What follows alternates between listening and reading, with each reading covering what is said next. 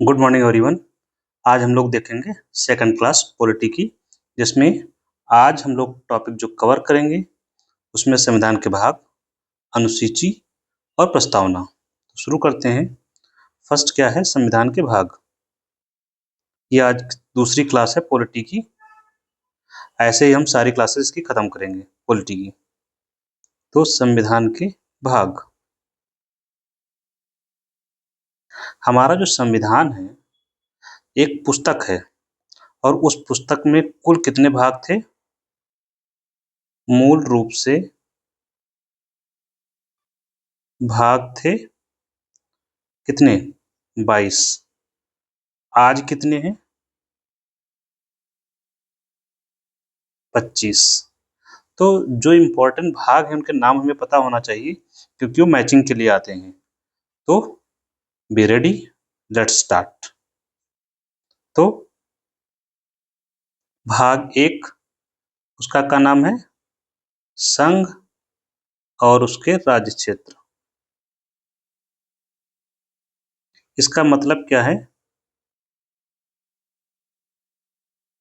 संघ का मतलब भारत, और उसका जो सीमा है उसमें कौन कौन सी सीमाएं शामिल हैं वो शामिल है उसमें।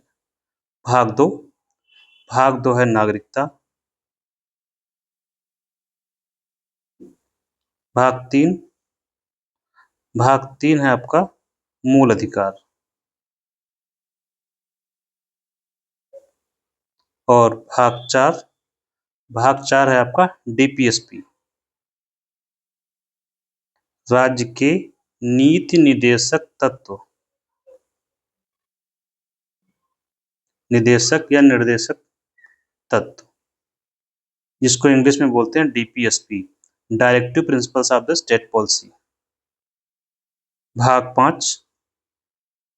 भाग पांच से पहले एक और भाग जोड़ा गया था, उसका नाम क्या था? भाग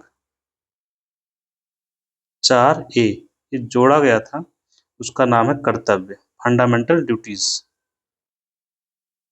मूल कर्तव्य, फंडामेंटल ड्यूटीज। इसको इंसर्ट किया गया था कौन से अमेंडमेंट से? 42वां संशोधन, और 1976 में हुआ था। तो ये जोड़ा गया था। फिर भाग पांच कौन सा है?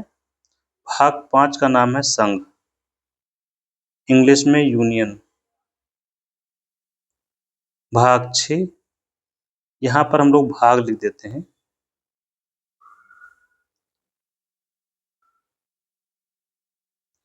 भाग 6 कौन सा है?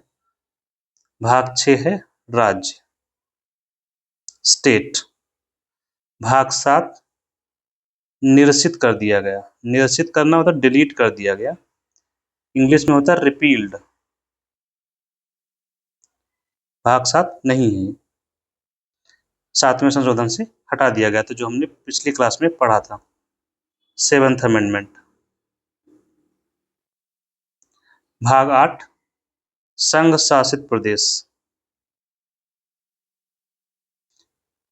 संघ शासित प्रदेश। भाग 9। भाग 9 है पंचायत। भाग 9 क्या है?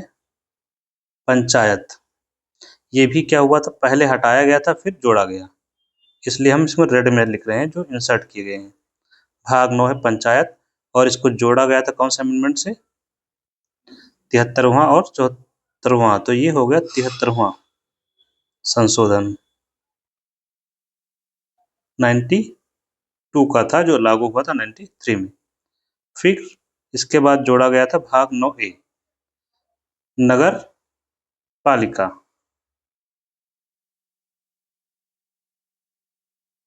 संशोधन कौन सा है? 74th amendment. अमेंडमेंट का मतलब संशोधन ही है, बस हिंदी और इंग्लिश का है, तो आप लोग इतना समझदार हैं। और 9B क्या है? सहकारी समिति।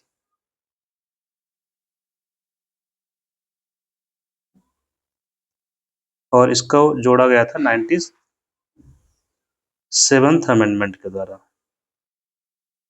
97th संशोधन, ईयर है 2011 का। भाग 9 हो गया पूरा कंप्लीट। इसके बाद इंपॉर्टेंट आपका आता है भाग 11। नाम क्या है? संघ राज्य संबंध, सेंटर स्टेट रिलेशन। भाग 12 वित्त, फाइनेंस, संपत्ति, संविदा एवं वाद। वाद का मतलब डिस्प्यूट्स। भाग 12 हो गया। भाग 13 भारत के राज्य के भीतर व्यापार, वाणिज्य और व्यापार, वाणिज्य और भाग 14 संघ एवं, भाग 14 हो जाएगा संघ। तो भाग जो 13 है व्यापार, वाणिज्य और अंतःक्रिया भारत के भीतर।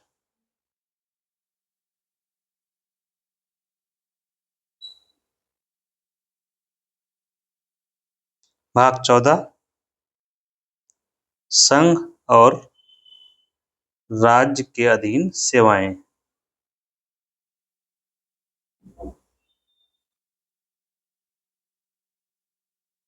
भाग 14 के बाद है भाग 14A या भाग 14 क।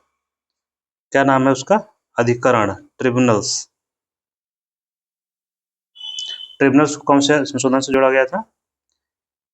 इनको जोड़ा गया था, मैं रेड से ही लिख देता हूं इनको, भाग 14A या 14 क। नाम क्या है? अधिकरण, इंग्लिश में ट्रिब्यूनल। इन्हें जोड़ा गया था 42वां संशोधन।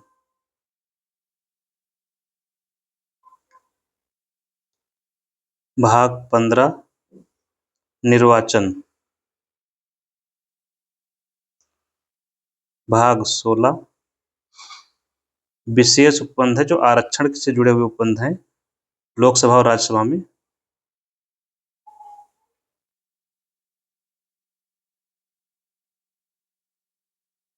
विशेष वर्गों से संबंधित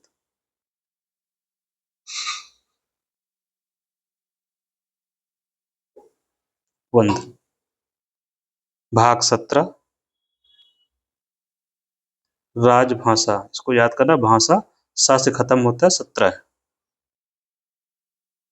18 आ फॉर 18, आ फॉर आपातकाल। आपातकालीन उपबंध। भाग 19 हमें जरूरत नहीं है एटलीस्ट। भाग 20 क्या है? संविधान संशोधन।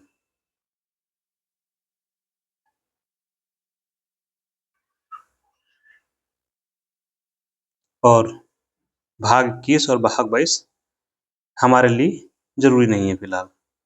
यहाँ पर कुछ चीजें जो जरूरी हैं, आर्टिकल्स, जैसे संविधान संशोधन का आर्टिकल जो है, इसमें एक ही अनुच्छेद है 368।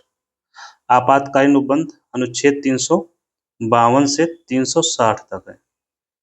ये आपको पते होने चाहिए। कुछ आर्टिकल्स वहां पर आर्टिकल्स के साथ मैच करने का भी आता है। भाषा का जो है ये 343 से 351 तक। निर्वाचन जैसे है, इसका ये है आर्टिकल 324 से 329 तक। विशेष उपबंध 330 से स्टार्ट होता है 342 तक। तो निर्वाचन का हो गया। अधिकरण में एक ही आर्टिकल है 323A और 323B। संघ के अधीन सेवाएं अनुच्छेद 308 से 323 तक। इसके बाद आपको जो लिए जरूरी हो जाता है शुरू से संघ और उसका राज्य क्षेत्र, तो इसका आर्टिकल हो जाएगा अनुच्छेद 1 से स्टार्ट होता है 4 तक, नागरिकता 5 से 11 तक, मूल अधिकार अनुच्छेद 12 से 35 तक, डीपीएसपी ये है 36 से शुरू होगा अनुच्छेद 51 तक, मूल कर्तव्य इसमें एक ही आर्टिकल है अनुच्छेद 51 ए, संघ 52 से शुरू होगा और 151 तक जाएगा, 52 से 151 तक, और राज्य सरकार का 152 से 237 तक।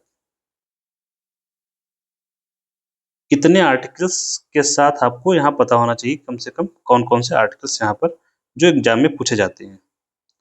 पंचायत वाला 243 से 243 ओ तक, ये ओ है। तो ये हो गए हमारे संविधान के भाग जो एग्जाम में पूछे जाते हैं। मैचिंग में भी आता है, भाग भी पूछे जाते हैं, कई तरीके से पूछा जाता है। तो ये सारे भाग हो गए हमारे कंप्लीट। अब हम चलते हैं नेक्स्ट टॉपिक क्या है हमारा, संविधान की अनुसूची।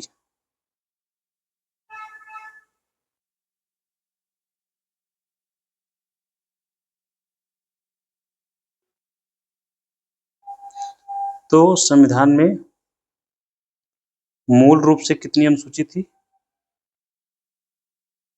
तो मूल रूप से अनुसूची थी 8। अब कितनी है, अब हैं 12। तो कितनी जोड़ी गई, 4।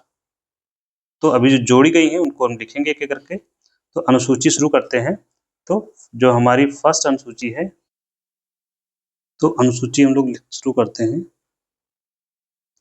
अनुसूची और उसका विषय क्या है ये मैचिंग के लिए आता है, तो ये हमें याद रखना है। जैसे अनुसूची, पहली अनुसूची फर्स्ट अनुसूची है, उसमें संघ और उसका राज्य क्षेत्र का वर्णन है। संघ और उसके राज्य क्षेत्र के बारे में, राज्य क्षेत्र के बारे में क्या कि कौन कौन से राज्य हैं, राज्य की सीमाएं क्या हैं, कौन कौन सा जिला शामिल है, ये पूरा विवरण आपको पहली अनुसूची में मिलेगा। दूसरी अनुसूची जो है उसमें वेतन भत्ते के बारे में जानकारी दी गई है। किसके वेतन भत्ता है, जैसे राष्ट्रपति का है। फिर जो लोकसभा और राज्यसभा के, लोकसभा और विधानसभा एक साथ कर देते हैं, वो ज्यादा कोरिलेट करेगा। लोकसभा और विधानसभा के दोनों में क्या होते हैं, अध्यक्ष और उपाध्यक्ष, स्पीकर और डिप्टी स्पीकर, इनके वेतन के बारे में रेफरेंस है। फिर राज्यसभा, इनके सभापति का और उपसभापति, ये राज्यसभा का सभापति होता कौन होता है, उपराष्ट्रपति। तो उपराष्ट्रपति को अपना वेतन मिलता है सभापति के रूप में। तो कभी कभी आपसे पूछा जाता है किसको वेतन नहीं मिलता है, तो उपराष्ट्रपति को उसका वेतन नहीं मिलता है, बल्कि वह सभापति के रूप में अपना वेतन प्राप्त करता है। ऐसे ही विधान परिषद का, जिन राज्यों में है वहां पर भी सभापति होते हैं, ये राज्यों में होते हैं ना विधान परिषद, तो वहां पर भी जो उनको मिलेगा वेतन उसका उल्लेख यहाँ पर है। प्लस जो सीएजी है और सीएजी नियंत्रक एवं महालेखा परीक्षक,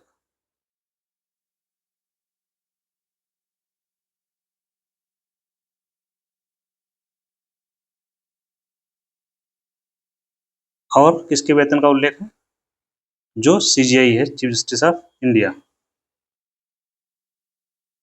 तो इनके वेतन भत्ते का उल्लेख है अनुसूची 2 में। अनुसूची 3 इसमें शपथ और प्रतिज्ञान का उल्लेख है। शपथ या प्रतिज्ञान, जो लोग शपथ लेते हैं उनका उल्लेख, सभी शपथ यहाँ पर है। यहाँ नोट करके लिख लेंगे, किसकी शपथ का उल्लेख यहाँ नहीं है। तो राष्ट्रपति की शपथ का उल्लेख नहीं है, कहाँ है? अनुच्छेद 60 में। और उपराष्ट्रपति की शपथ नहीं है, उसका उल्लेख कहाँ है? अनुच्छेद 69 में। प्लस राज्यपाल की शपथ का उल्लेख यहाँ नहीं है, उसका उल्लेख है अनुच्छेद 159 में। बाकी यहाँ सबकी शपथ के बारे में, जैसे मंत्री पद की शपथ है, ठीक है। जज, अब जज चाहे सुप्रीम कोर्ट का हो, चाहे हाई कोर्ट का हो, चाहे चीफ जस्टिस ऑफ इंडिया हो, मतलब चीफ जस्टिस हो या सामान्य जज हो, सबकी मिल जाएगी। सीएजी है, उसकी शपथ यही मिलेगी आपको। इलेक्शन कमीशन ऑफ इंडिया है, इसकी शपथ मिलेगी। तो मंत्री में सभी लोग आ जाएंगे, चाहे कैबिनेट के मंत्री हैं, राज्य के मंत्री हों तो भी, संघ के हों तो भी।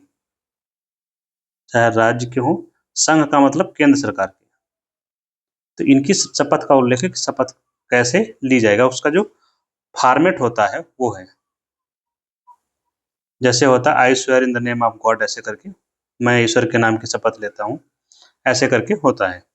फिर आगे चलते चौथी अनुसूची। चौथी अनुसूची में क्या है?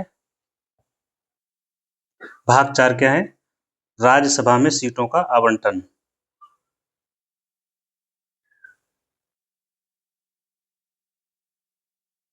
इसका मतलब क्या है? आवंटन का मतलब है एलोकेशन, कितनी सीटें किसको दी जाएंगी। तो ये इसी अनुसूची में आपको मिलेगा। जैसे उत्तर प्रदेश को 31 सीटें मिली हैं राज्यसभा में, ऐसे ही हर राज्य की सीटों का जो आवंटन है, जैसे बिहार का है तो आप लोग पता करेंगे, अगर आप एमपी से हैं तो एमपी का आपको पता होना चाहिए, जो भी है। तो यही इसी अनुसूची में आपको मिलेगा। अनुसूची 5वीं अनुसूची में क्या है? पूरे भारत में अनुसूचित जो जनजातियां हैं उनके प्रशासन के बारे में है।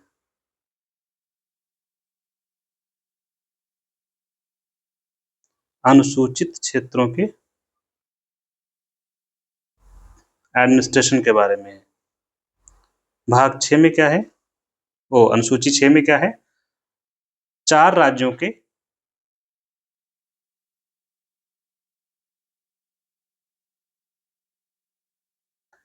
अनुसूचित जनजाति क्षेत्रों के प्रशासन के बारे में है। अनुसूचित जनजातीय क्षेत्रों के प्रशासन के बारे में है।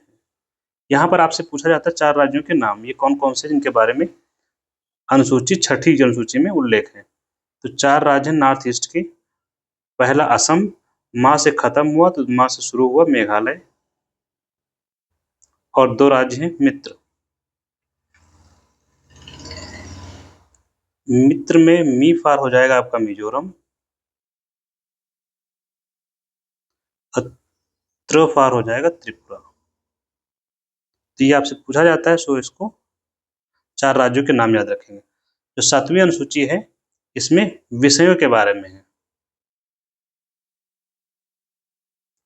इसमें 7वीं अनुसूची में संघ सूची, राज्य सूची और समवर्ती सूची के बारे में है। ये सूची किस चीजों की है? इसमें विषय लिखे हुए हैं। क्या लिखे हैं? विषय। कि क्या है विषय? जैसे आपको बैंक के बारे में है तो बैंक के बारे में संघ सूची में लिखा हुआ है। इसका मतलब ये हुआ कि संघ सूची में जो लिखा हुआ है उस पर कानून कौन बनाएगा? इनमें जो भी विषय होंगे उन पर कानून बनाएगा केंद्र सरकार। और राज्य सूची में जैसे विषय है कृषि का, लॉ एंड ऑर्डर है जैसे, तो ये राज्य सूची का विषय है और इस पर कानून कौन बनाएगा? राज्य सरकार बनाएगी। और समवर्ती सूची में जो भी विषय हैं उस पर दोनों ही कानून बना सकते हैं। तो संघ सूची में कितने विषय हैं? शुरुआत में कितने थे? 97। ये आप लोग के लिए है कि पता करिए संघ सूची में फिलहाल कितने थे? 97। बाकी आप लोग देखेंगे। अनुसूची 8, 8वीं अनुसूची है भाषा से जुड़ी हुई। किससे है? भाषा से संबंधित है। तो यहाँ पर भाषा के बारे में जानकारी दी गई, कौन कौन सी भाषाएं 8वीं अनुसूची में सम्मिलित हैं। तो शुरू में कितनी भाषाएं थी? मतलब आरंभिक संविधान में मूल रूप से भाषाएं थी 14, जो आपसे पूछा जाता है। और अभी कितनी है या वर्तमान में कितनी है? 22 भाषाओं का उल्लेख है इसमें। तो 22 भाषाएं मतलब 8 भाषाएं जोड़ी गई। तो जोड़ी कैसे गई? पहला अमेंडमेंट हुआ। अमेंडमेंट एक याद करने का एक तरीका क्या है? 21, 71, 92, ये 3 संशोधन है। देखिए इनको जोड़ेंगे तो भी 92 आएगा। 1 1 2 7 2 9, 21, 71, 92, ये संशोधन हो गए। 3 संशोधन हुए हैं जिनके द्वारा जोड़ी गई हैं भाषाएं। ठीक है, तो ये एक साथ ही याद कर लिए 21, 71, 92। 21वें संशोधन से एक भाषा जोड़ी गई, इसमें 3 भाषाएं जोड़ी गई और इसमें 4। तो देखिए 1 3 4 जोड़ने पर भी 1 और 3 को जोड़ोगे तो 4 आ जाएगा। इसमें कौन सी भाषा थी? सिंधी। 21वां संशोधन जो था उसमें एक भाषा जोड़ी गई, सिंधी भाषा। ईयर क्या था? 1967। 3 भाषाएं जो जोड़ी गई उसका नाम है कोंकणी, मणिपुरी और नेपाली। ये आपको याद रहना चाहिए। और चौथे में 4 भाषाएं जोड़ी गई थी जिनके नाम क्या है? ये है बोडो, डोंगरी, मैथिली एंड संथालों की संथाली। तो ये भाषा से जुड़े हुए अनुसूची हो गई और उसमें जो 3 भाषाएं 14 थी, 8 जोड़ी गई, उनका उल्लेख। अनुसूची 9 कौन सी है? अब शुरू होगा। अनुसूची 9 में भूमि सुधार से जुड़े हुए कानूनों को सम्मिलित किया गया था।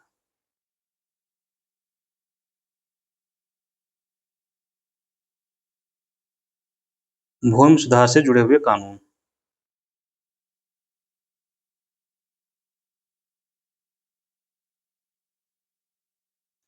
कारण क्या था? ये नई जोड़ी गई अनुसूची है, यहाँ से शुरू होती है। 9वीं अनुसूची नई जोड़ी गई, इसमें कानून थे और इसमें जिन कानूनों को शामिल किया गया वो क्या हो गए थे? न्यायिक समीक्षा से बाहर हो गए थे। न्यायिक समीक्षा से बाहर, इसका मतलब ये वक्त सुप्रीम कोर्ट, हाई कोर्ट नहीं जा सकते थे। और यहाँ पर क्रूशियल बात क्या है? यह अनुसूची कौन से संशोधन से जोड़ी गई? तो यह अनुसूची पहले संशोधन से जोड़ी गई, प्रथम संशोधन। कब लाया गया था? 1951 में। नेक्स्ट है 10वीं अनुसूची। 10वीं अनुसूची दल बदल से जुड़ी हुई है।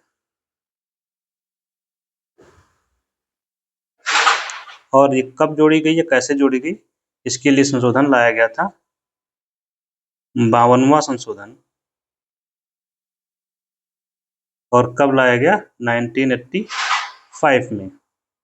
और इस समय सरकार किसकी सरकार थी? राजीव गांधी की सरकार थी। दल बदल को रोकने के लिए लाया गया था। दल बदल, दा से दल और दा से दस याद कर सकते हैं इसमें। तो ये हो गया भाग 10। आगे भाग अनुसूची 10। नेक्स्ट है अनुसूची 11। अनुसूची 11 जुड़ी हुई है पंचायत से। और इसमें पंचायत से जुड़े हुए कितनी विषयों का उल्लेख है? 29 विषयों का उल्लेख है। पूछा जाता है सो याद रखेंगे, 29 विषय इसमें है। और अमेंडमेंट कौन सा था? 73। इसी से अनुसूची जोड़ी गई थी और इसी से भाग जोड़ा गया था 1992 का, भाग 9। और 12वीं अनुसूची में किससे जुड़ी हुई है? नगर निकाय से, अर्बन लोकल बॉडीज से। और इसको जोड़ा गया था कौन सा संशोधन से? 74th अमेंडमेंट से जोड़ा गया था। और इसमें कितने विषय हैं?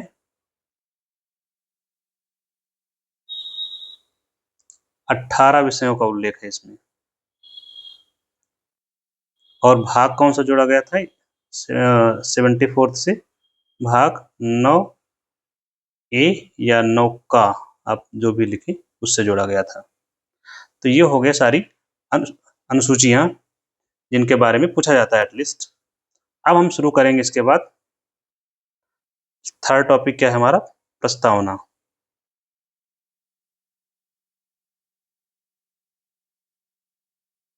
इंग्लिश में प्रियम्बल। तो इसके बारे में शुरू करते हैं।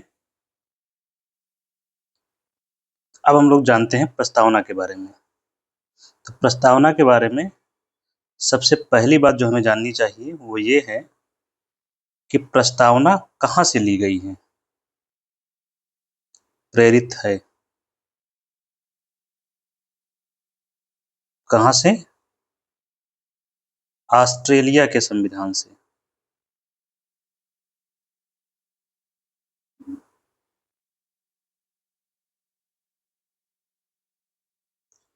दूसरी बात,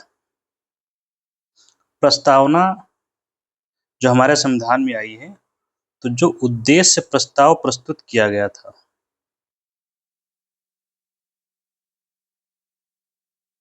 संविधान सभा के सामने कब? 13 तारीख को, 13 नवंबर 1946। 13 नवंबर है, 13 दिसंबर होगा। 13 दिसंबर 1946 को किसने पेश किया था? जवाहरलाल नेहरू ने। और जिसको स्वीकार किया गया था कब? 22 जनवरी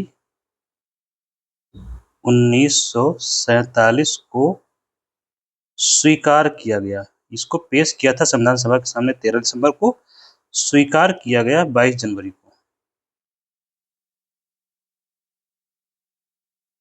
किसके द्वारा स्वीकार किया गया?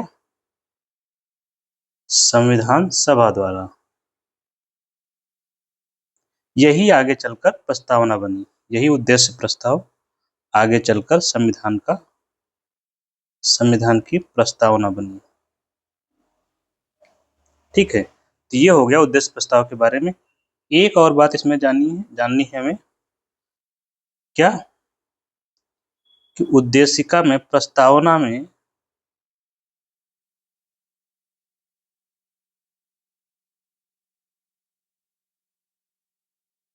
संशोधन किया जा सकता है? कभी कभी ये पूछ लिया जाता है आपसे कि किया जा सकता है कि नहीं। तो हाँ, किया जा सकता है। तो ऐसा कितनी बार हुआ है, ये भी क्वेश्चन पूछा गया है। कितनी बार संशोधन किया गया?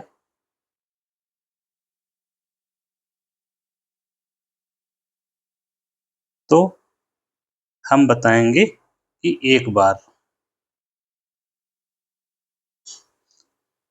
कब? तो संशोधन कौन सा था जिसके तहत इसमें कुछ शब्द जोड़े गए थे? वो था 42वां संशोधन। ईयर 1940, 1976, 49 में जोड़ा गया था। और इसके तहत 3 शब्द जोड़े गए। कौन कौन से?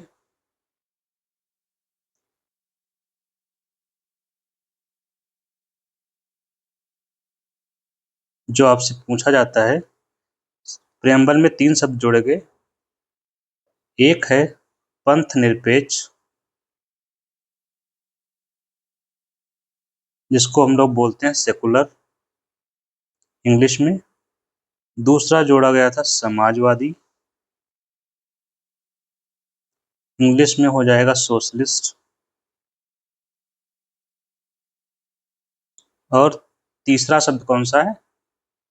अखंडता। और अखंडता जोड़ा गया था, लेकिन महत्वपूर्ण शब्द है अखंडता, इंटीग्रिटी। तो ये 3 शब्द जोड़े गए संविधान में 42वें संशोधन के द्वारा। इससे एक निष्कर्ष और निकाल सकते हैं। आपसे पूछा जाता है, क्या प्रस्तावना संविधान का भाग है?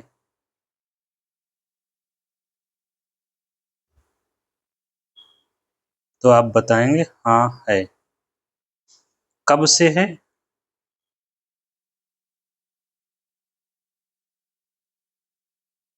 कब से का तात्पर्य है क्योंकि पहले इसे भाग नहीं माना जाता था। तो 1973 में एक जजमेंट आया था जिसका नाम था केशवानंद भारती।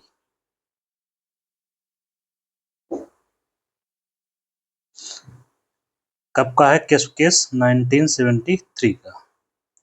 इस मामले में कई सारी चीजें हुई, तो ये याद रखेंगे। केशवानंद भारती बहुत जरूरी जजमेंट है। मैं इसको फ्रेश में लिखता हूँ इधर।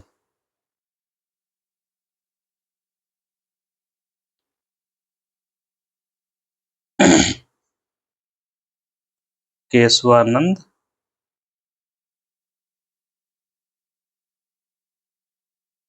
भारती केस सुप्रीम कोर्ट का है। इस केस में सुप्रीम कोर्ट ने कई बातें स्पष्ट की। एक तो इस केस में सबसे बड़ी बेंच बैठी थी। अब तक की सबसे बड़ी पीठ थी केशवानंद भारती की। 13 जज बैठे थे। उस समय के इतने ही कुल जज थे। सभी जज इसमें बैठे थे। दूसरा, इसमें जजमेंट जो आया इसमें एक सिद्धांत दिया गया था, थ्योरी ऑफ बेसिक स्ट्रक्चर। संविधान का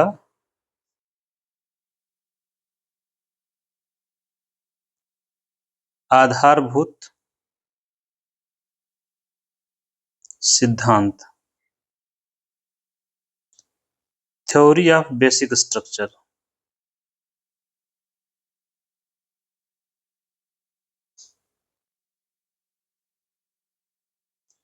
संविधान के आधारभूत सिद्धांत या मूलभूत सिद्धांत। और इसी जजमेंट में ये कहा गया कि प्रस्तावना संविधान का भाग है।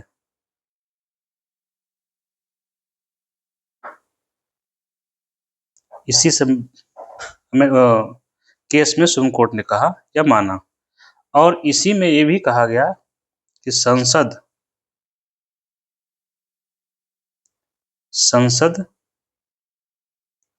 प्रस्तावना में संशोधन कर सकती है।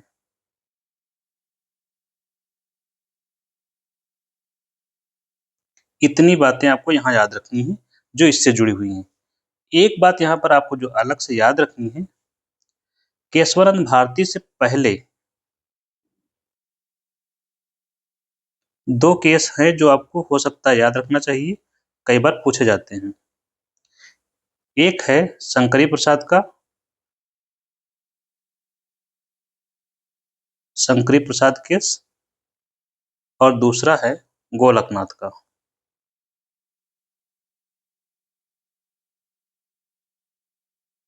ये 1967 का है। शंकरी प्रसाद नहीं, बेरुबाड़ी का, सॉरी, बेरुबाड़ी।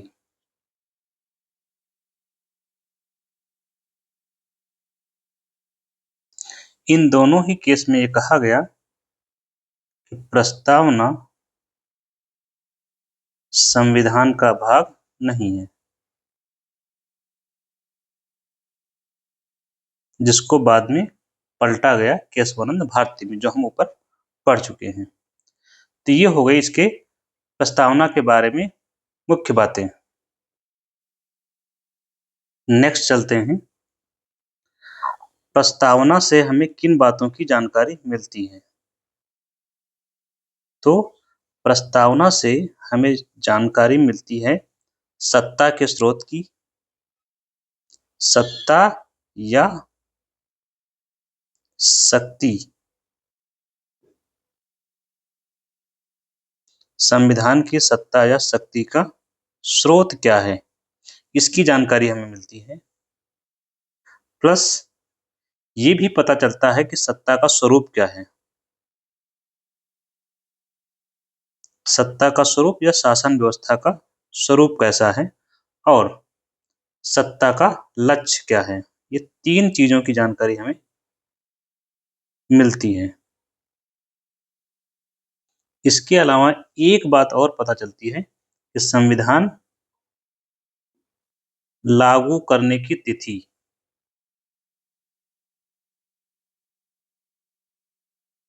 कि संविधान कब लागू किया गया था।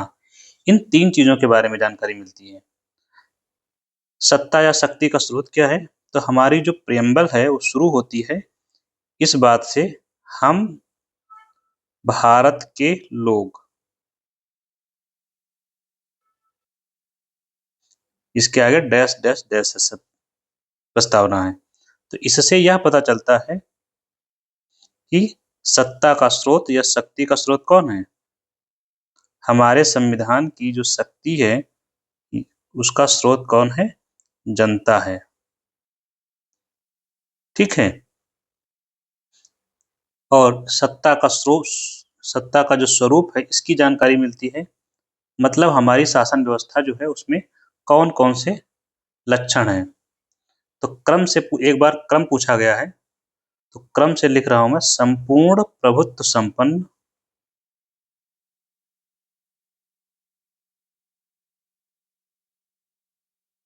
दूसरा है समाजवादी व्यवस्था होगी हमारी जो शासन व्यवस्था है, प्लस पंथ निरपेक्ष, और सत्ता का स्वरूप कैसा होगा, लोकतंत्रात्मक।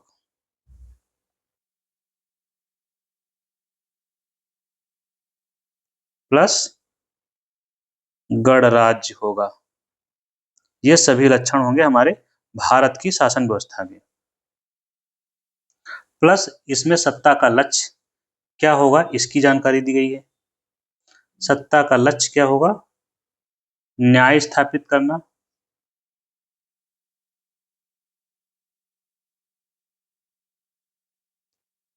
न्याय है, स्वतंत्रता है,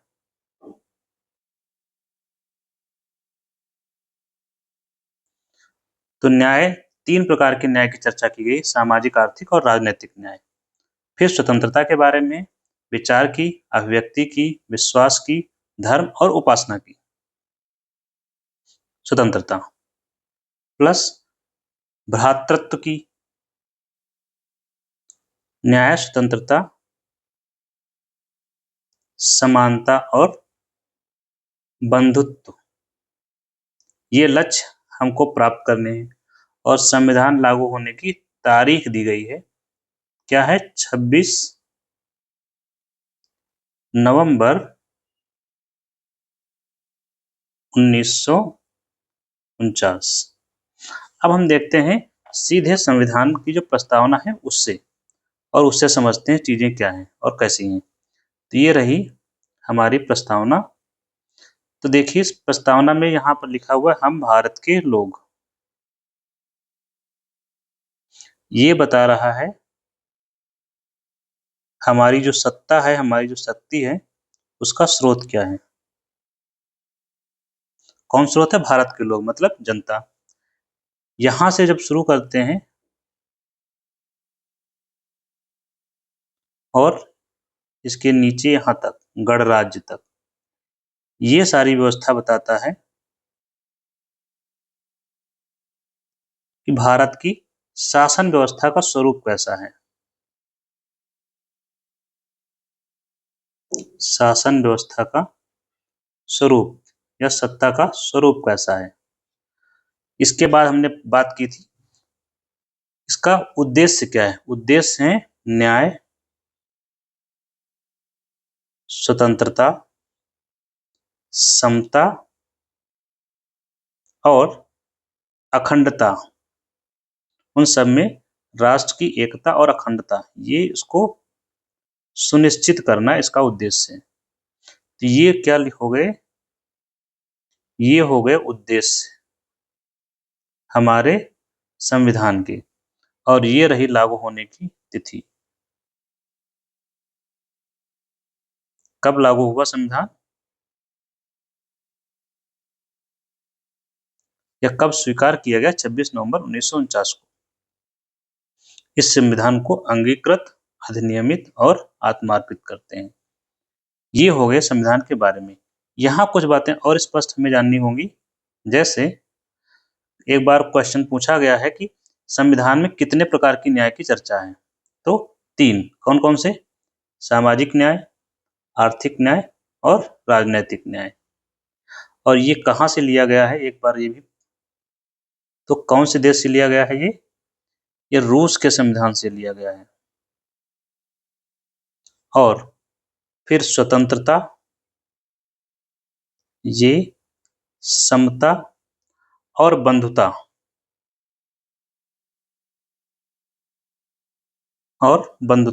ये रहा। तो ये 3 शब्द जो कहाँ से लिए गए हैं? ये लिए गए हैं, प्रेरित हैं फ्रांस की क्रांति से।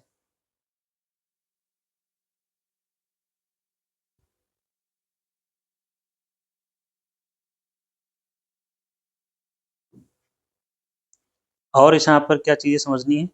देखिए 42वें संशोधन द्वारा जो शब्द जोड़े गए थे, ये रहा समाजवादी, ये रहा पंथ निरपेक्ष, और ये रहा अखंडता।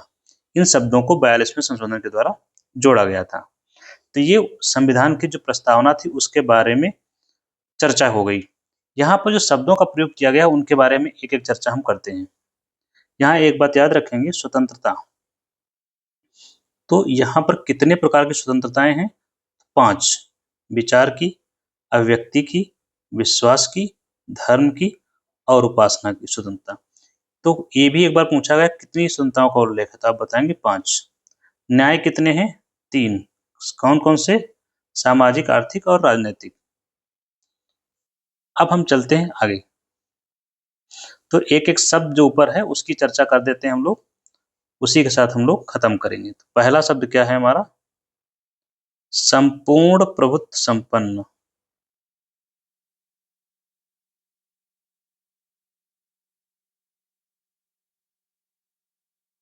इसका मतलब क्या हुआ?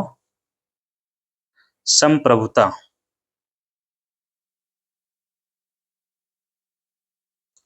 संप्रभु, सावरिन बोलते हैं इंग्लिश में।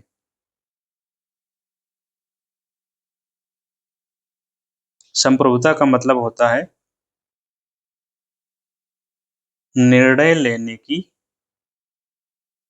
स्वतंत्रता। मतलब बिना किसी दबाव के, बिना किसी दबाव के निर्णय लेना, निर्णय लेने में सक्षम। दबाव से यहाँ तात्पर्य है 2 प्रकार के दबाव हो सकते हैं। एक हो सकता है बाह्य और एक हो सकता है आंतरिक, इंटरनल या एक्सटर्नल। बाह्य से मतलब होता है देश के बाहर विदेशी ताकतें। विदेशी ताकतें से मतलब कोई देश है जैसे अमेरिका है या रूस है, इनके दबाव में भारत झुकेगा नहीं, भारत अपना निर्णय खुद लेगा।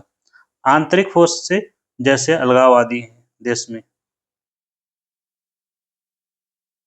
या आतंकवादी हैं।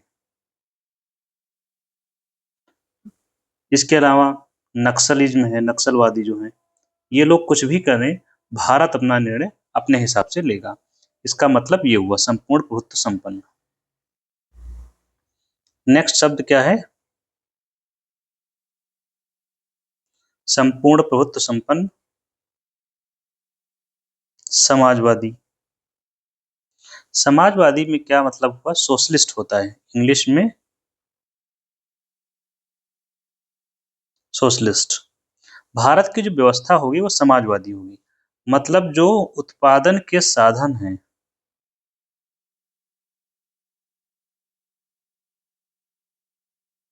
उत्पादन के साधनों का केंद्रीकरण नहीं होगा।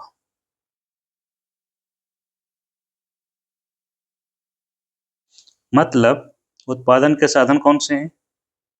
4 होते हैं। पहला लैंड, फिर लेबर जिसको हम श्रम लिखते हैं, लैंड हो गया, लेबर हो गया, पूंजी कैपिटल और उद्यमिता एंटरप्रेन्योरशिप। तो इनके साधनों का केंद्रीकरण नहीं होगा ताकि सभी लोगों को समान अवसर मिले, ताकि सबको आगे बढ़ने का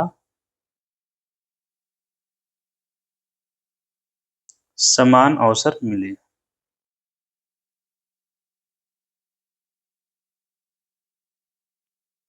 प्लस और क्या होगा? समाजवादी व्यवस्था में सबको सामाजिक न्याय की बात की जाएगी। सामाजिक न्याय प्लस आर्थिक न्याय और राजनैतिक न्याय।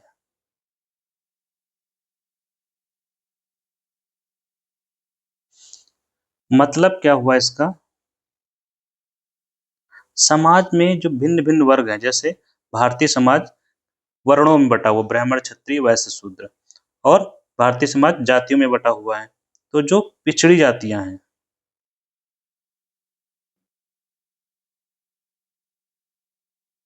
जो एससी समुदाय है, अनुसूचित जाति और अनुसूचित जनजातीय समुदाय है, जो महिलाएं हैं,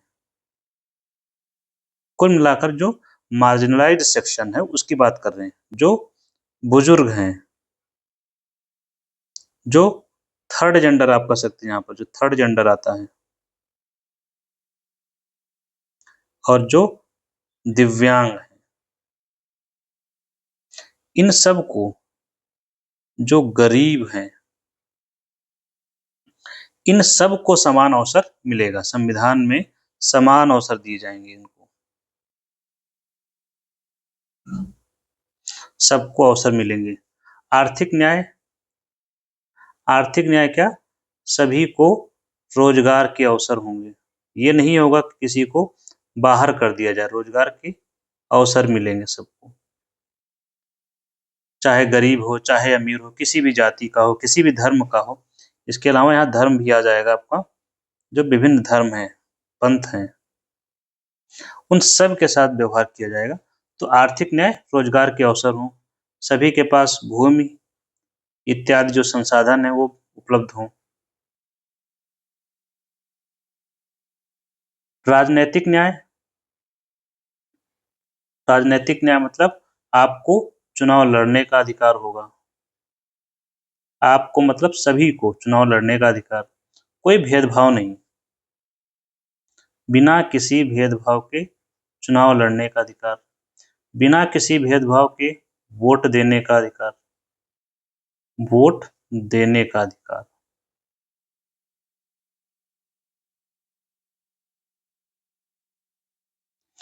कोई भी आप राजनीतिक पद प्राप्त कर सकते हैं और सभी वोटों का मूल्य भी बराबर होगा। सभी वोट जो होंगे, चाहे अंबानी का वोट हो, चाहे एक गांव के रिमोट एरिया में रहने वाले कोई व्यक्ति उसका वोट हो, सभी वोटों का की बराबर वैल्यू।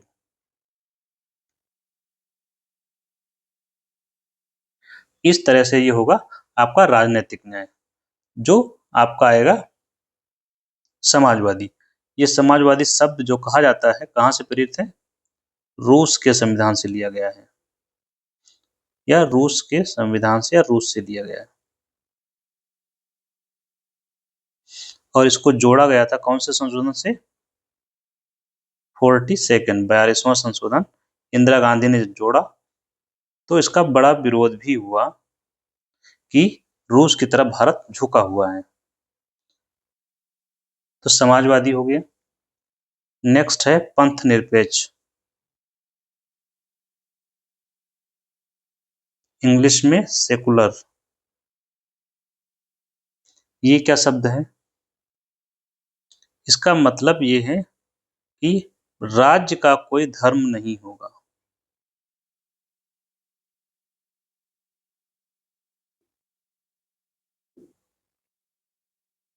भारत में राज्य का कोई धर्म नहीं होगा। राज्य से तात्पर्य आप लोग समझने में दिक्कत हो रही होगी। राज्य से तात्पर्य आप जिसको सरकार कहते हैं। अब सरकार चाहे केंद्र की हो चाहे राज्य की, दो ही सरकारें हैं। और इसमें सारे कोर्ट भी शामिल हैं, सभी न्यायालय। तो अभी और स्पष्ट करेंगे तो सरकार से मतलब इसमें सभी लोग आ गए जो सरकार में नौकरी कर रहा है।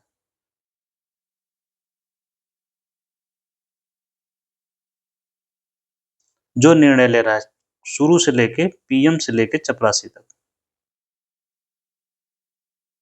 ये सब राज्य में आते हैं। ठीक है, इनकी परिभाषा दे रखी है जो बेसिकली चपरासी से तात्पर्य आपको समझने के लिए, जो जैसे डीएम या हर स्तर पर निर्णय लिए जाते हैं वहां तक सभी लोग राज्य हैं। तो कोई किसी धर्म का पालन नहीं करेगा जब नौकरी कर रहा है तब। प्लस राज्य के लिए सभी धर्म समान होंगे। मतलब एक ही आंख से सबको देखेंगे, इसका मतलब सिंगल आंख से, एक ही आंख से देखेंगे।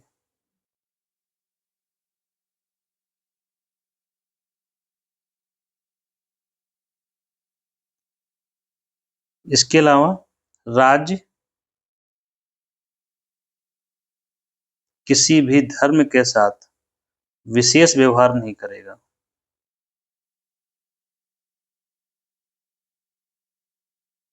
सब लोग समान है तो विशेष व्यवहार किस बात का। और क्या करेगा राज्य? किसी धर्म के प्रमोशन के लिए, किसी धर्म के प्रमोशन के लिए, उसके उत्थान के लिए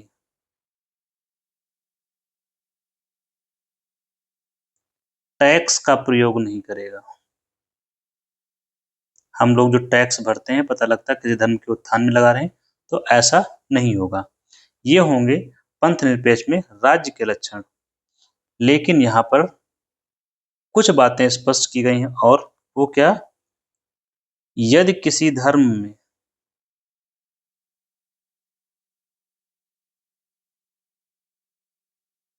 सामाजिक बुराई आ गई है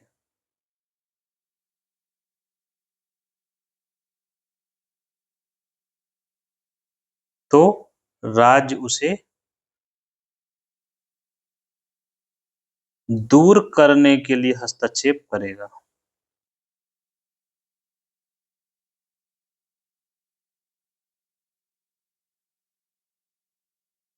मतलब फॉर एग्जाम्पल ट्रिपल तलाक, ये मुस्लिम धर्म से जुड़ा हुआ है। इसको क्या कर दिया है सरकार के द्वारा, राज्य के द्वारा, जो सरकार करती है वही राज्य करता है, प्रतिबंधित कर दिया गया है, प्रतिबंध लगा दिया गया है। जैसे सती प्रथा है, तो हिंदू धर्म का अंग था, तो ये क्या है? प्रतिबंधित है। बाल विवाह प्रतिबंधित कर दिया गया है, भले धर्म में था लेकिन वो धर्म का अंग नहीं है, जबकि एक सामाजिक बुराई बन चुका है। और इसके साथ ही आप एग्जाम्पल में ये भी देख सकते हैं, जैसे होली की छुट्टी होती है, होली की बधाई आती है, प्राइम मिनिस्टर होली की बधाई देते हैं, दिवाली की देते हैं हिंदू धर्म में। मुस्लिम धर्म में जब ईद होती है उसकी आप देखते होंगे बधाई आती है। ऐसे सभी धर्मों के लिए जब भी कुछ होता है, मुख्य मुख्य त्योहार है, बुद्धिज्म का है तो जो पूर्णिमा होती है, बुद्ध पूर्णिमा, उसमें आता है राष्ट्रपति जी का, प्राइम मिनिस्टर जी का, सबका। तो ये सर्वधर्म समभाव या भारत के पंथ निरपेक्ष दृष्टिकोण को दर्शाता है। चौथा है लोकतंत्रात्मक।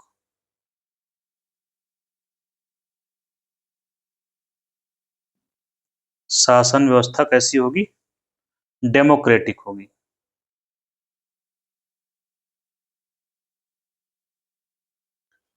इंग्लिश में क्या होगा? डेमोक्रेसी।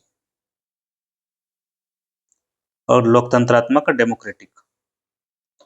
लोकतंत्र क्या होता है? लोकतंत्र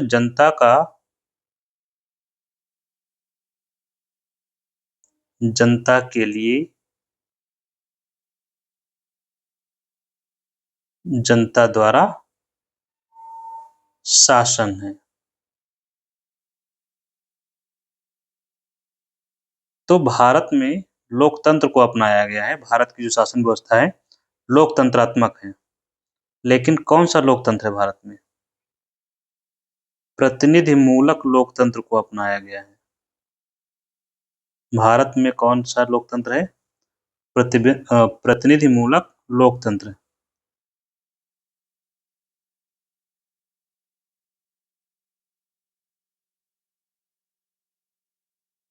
जिसका मतलब क्या हुआ? हम लोग जो जनता है वो क्या करती है? अपने प्रतिनिधि का चुनाव करती है।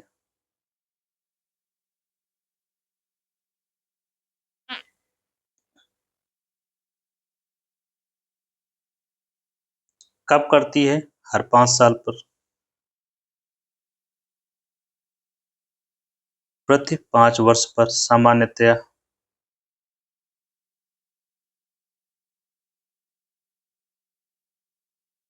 और ये जनता के द्वारा जो प्रतिनिधि चुने जाते हैं इनको क्या बोलते हैं?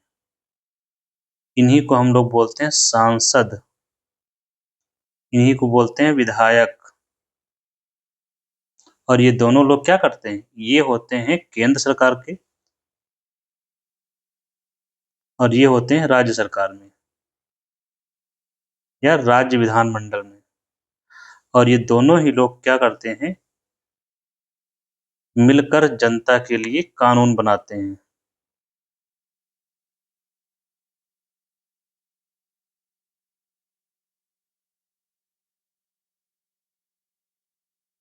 और जब जनता के लिए कानून बनाते हैं तो यही लोग क्या करते हैं? इस कानून को लागू करने का काम करते हैं। कानून को लागू करने का काम कौन करता है? कार्यपालिका।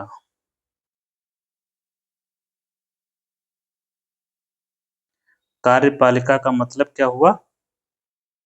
जो आपके प्रधानमंत्री प्लस इनके जो मंत्री होते हैं ये मिलकर बनाते हैं कार्यपालिका। और राज्यों में सीएम प्लस मंत्री, ये हो गए कार्यपालिका। ये लोग कानून को लागू करते हैं किसकी सहायता से? ब्यूरोक्रेसी की सहायता से। ब्यूरोक्रेसी समझ गए होंगे। ये जो आईएएस जाते हैं, पीसीएस जाते हैं, ये नीचे तक जितने भी कर्मचारी हैं सब ब्यूरोक्रेसी का हिस्सा होते हैं। ये क्या करते हैं? कानून को लागू करने का काम करते हैं। तो कार्यपालिका का मतलब पीएम मंत्री और ये ब्यूरोक्रेसी के माध्यम से कानून को लागू करते हैं। तो जनता के लोग ही लागू कर रहे हैं कानून को, जनता के लोग कानून बना रहे हैं। तो ये कौन सी व्यवस्था हुई? लोकतंत्रात्मक।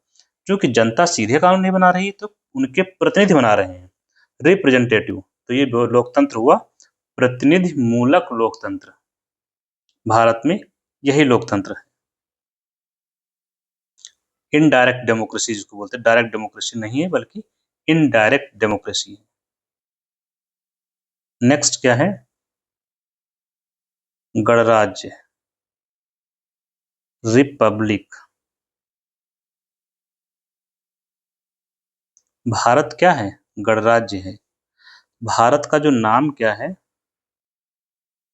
हम लोग जो भारत भारत बोलते हैं, भारत का नाम है वास्तव में Republic of India. Republic of, आप जब पासपोर्ट लेंगे तब दिखेगा आपको रिपब्लिक ऑफ इंडिया। इसका मतलब क्या हुआ? भारत एक गणराज्य है। आपसे एक व्यक्ति कोई कह सकता है भारत एक गणराज्य है, कैसे? गणराज्य का मतलब ये हुआ जो देश का प्रमुख है, देश का प्रमुख, देश का मुखिया है या भारत का मुखिया है, उसका क्या होता है? उसका चुनाव होता है, इलेक्शन होता है। मतलब जो भारत का मुखिया होगा वो चुना जाएगा, ना कि वंशानुगत, जैसे कि राजा का बेटा राजा होता है, वैसा नहीं होगा, चुना जाएगा। अब देखिए भारत में लोकतंत्र गणराज्य है कि नहीं है, कैसे? भारत में देश का मुखिया कौन होता है? देश का मुखिया होता है राष्ट्रपति। और राष्ट्रपति क्या होता है भारत में? राष्ट्रपति का चुनाव होता है, ये वंशानुगत नहीं है। इसीलिए हर 5 वर्ष पर चुनाव होता है राष्ट्रपति का। भले ही चुनाव कौन होता है, कौन सा होता है? अप्रत्यक्ष होता है, लेकिन चुनाव के द्वारा होता है। जैसे आप एग्जाम्पल के रूप में रख सकते हैं ब्रिटेन।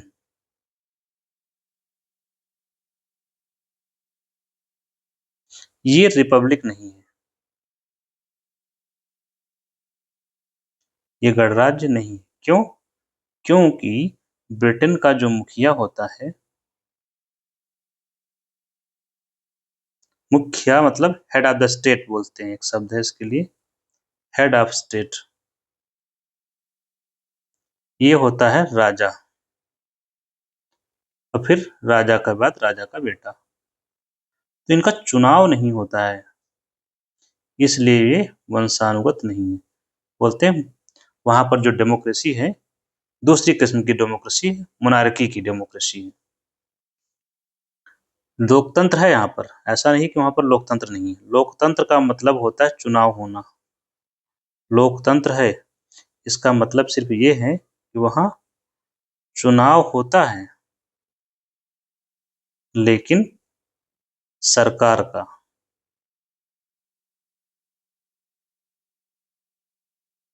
ना कि देश के प्रमुख का।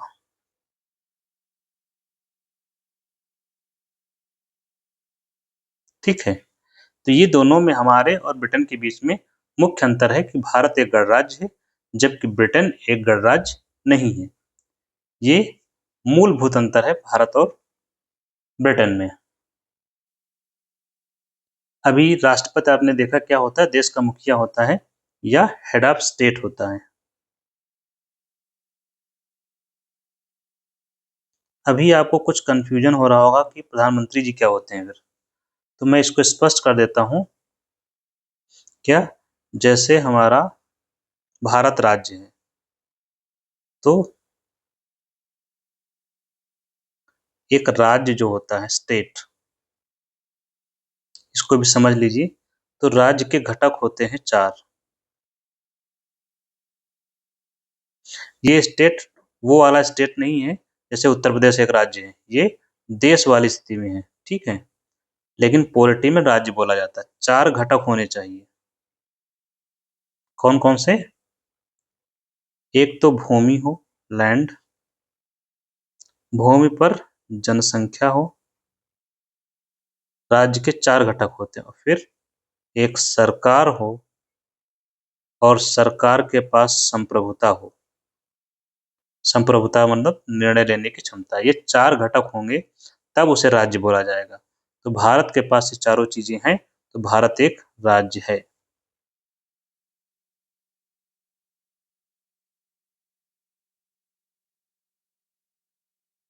जैसे उत्तर प्रदेश वो प्रांत होता है, ज्यादा बेहतर शब्द क्या है? यूपी प्रांत है, एमपी प्रांत है, महाराष्ट्र प्रांत है। तो भारत एक राज्य है। ये देखिए सरकार होती है, सरकार में 3 अंग होते हैं। सरकार के कितने अंग होते हैं? 3। कार्यपालिका,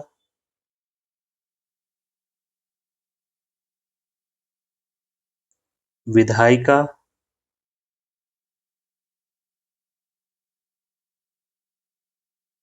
न्यायपालिका। विधायिका कानून बनाने का काम करती है, कार्यपालिका कानून लागू करना, न्यायपालिका कानून के आधार पर न्याय करती है।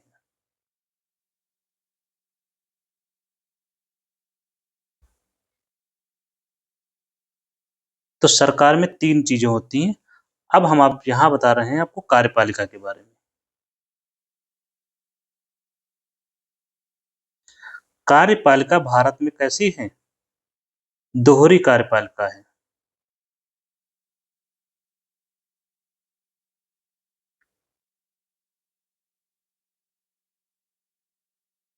मतलब कार्यपालिका में 2 लोग हैं। एक होता है हेड ऑफ द दोहरी कार्यपालिका, इसमें एक होता है पीएम और दूसरा होता है राष्ट्रपति। तो कार्यपालिका का जो प्रमुख होता है सारे काम इसके नाम पर होते हैं, लेकिन वास्तविक शक्ति पीएम के पास होती है। वास्तविक शक्ति।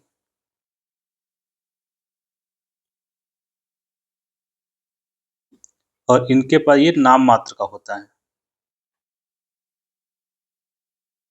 नाम मात्र का प्रमुख होता है कार्यपालिका। मतलब कहने भर के लिए है, घर के सबसे बुजुर्ग, सारे चीजें इन्हीं से करवाई जाती हैं, लेकिन सलाह यही देते हैं और सलाह बाध्यकारी होती है। तो ये हो गया दोहरी कार्यपालिका।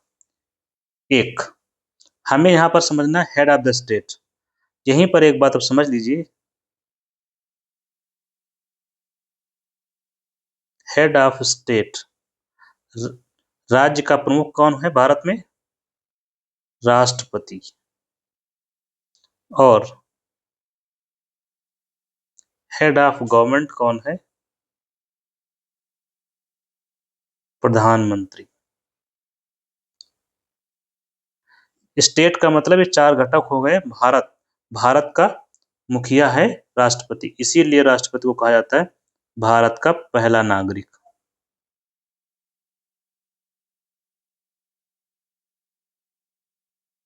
First citizen. और हेड ऑफ गवर्नमेंट जो सरकार होती है उसका मुखिया होता है प्रधानमंत्री। इस तरह से ये लोग हम खत्म होता है। Thank you.